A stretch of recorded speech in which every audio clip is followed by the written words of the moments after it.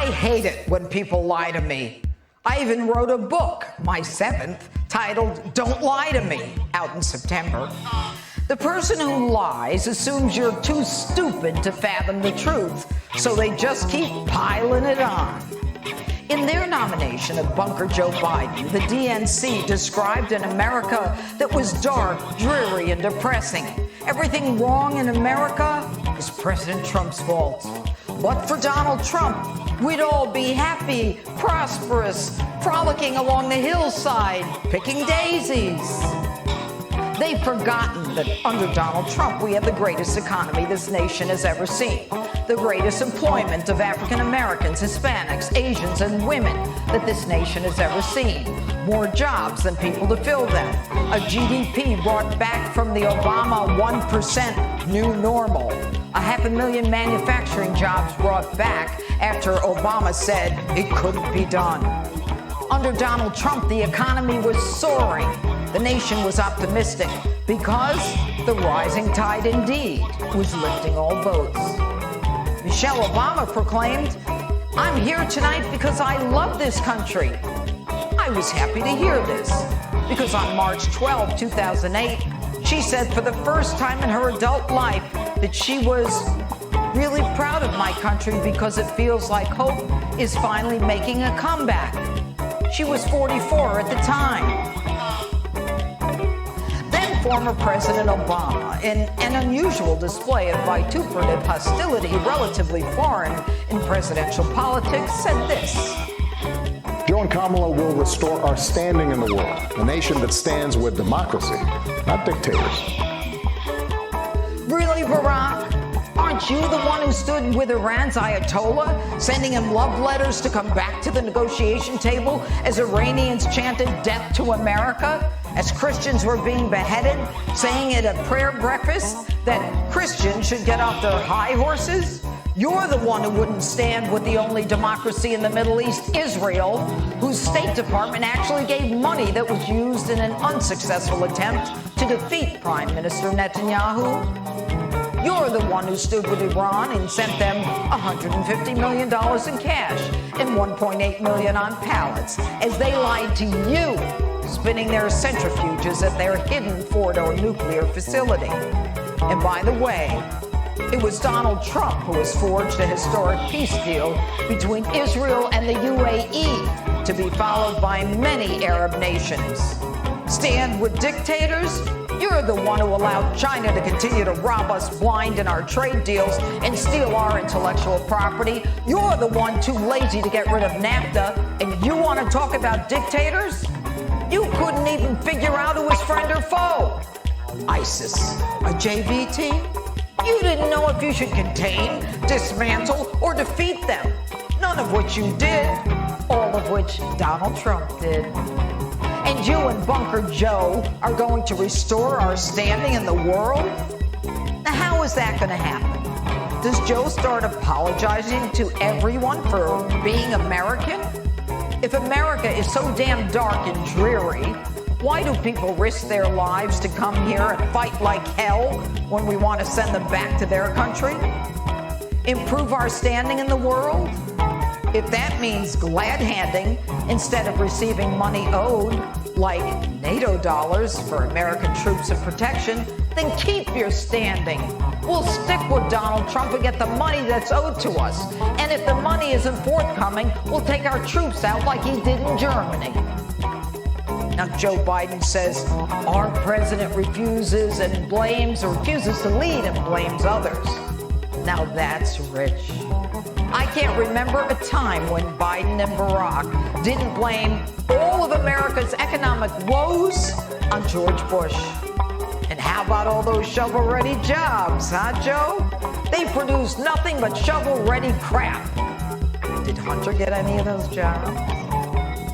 Joe Biden says this is a life-changing election that will determine America's future for a very long time. Hey, Joe, you were in Washington for 47 years. What the hell did you do to improve our lot during those 47 years? But you are right. If you like being told what to say, think, and eat. If you like socialism, no police, a lockdown, no guns, and being taxed to the nines, this crew is for you. You say character and democracy are on the ballot. No kidding.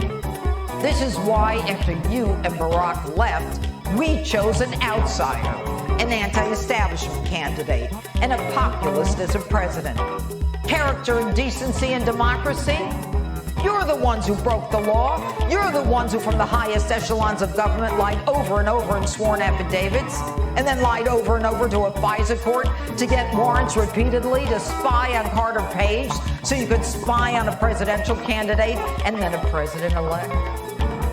Aren't you the one, Joe, who sat in the Oval Office with President Obama and disgraced FBI Director Jim Comey on January 5th, 2017, recommending that Lieutenant General Michael Flynn be charged with the Logan Act so he wouldn't have the chance to take down the corruption in the intel agencies? You and your corrupt administration, with nothing for evidence, pull the wool over a judge's eyes. Or maybe Forum shop to find a judge to bring down a president.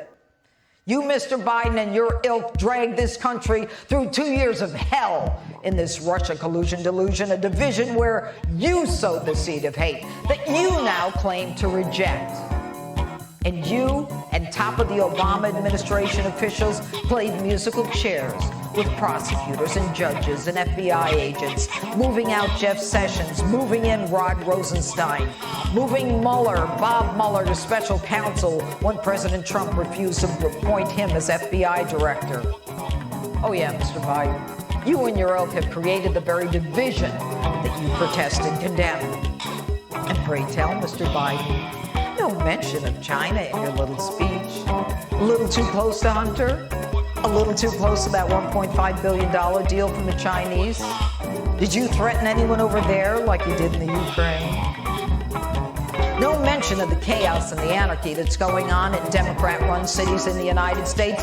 No mention or support for the blue line of law enforcement that separates a civil from a barbaric society. You speak of racial injustice, but you say nothing about rioting and looting and burning and shooting going on America's streets. You and your ilk want to confiscate guns. Don't lie about it. And when people use those guns to defend themselves, your ilk arrests them. And Kamala doesn't even think the Constitution prevents her from confiscating those guns. One day you say you're absolutely in favor of defunding police, and then your campaign says you're not. Which lie is it? Both Joe and Kamala are against fracking, but like defunding police, that answer changes. Now there's talk of grandfathering fracking, as long as it's not dangerous. Which is it? Pennsylvania, Ohio, and West Virginia are on the line. So why not say you'll grandfather things in? And it's so rich. While millions right now in California are sitting in the dark, these know-it-alls keep talking about the Green New Deal. And Joe, you forgot to mention at the convention that a huge percentage of Americans are going to see their taxes go up significantly. We can thank AOC and the Green New Deal for that one. Look, Joe, you know America changed after China unleashed the coronavirus.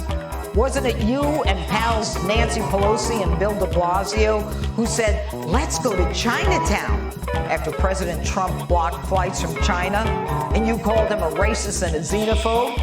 And now you say you'd shut down the country? So you agree the president was right when he did so. So do you now admit that you were wrong when you said this?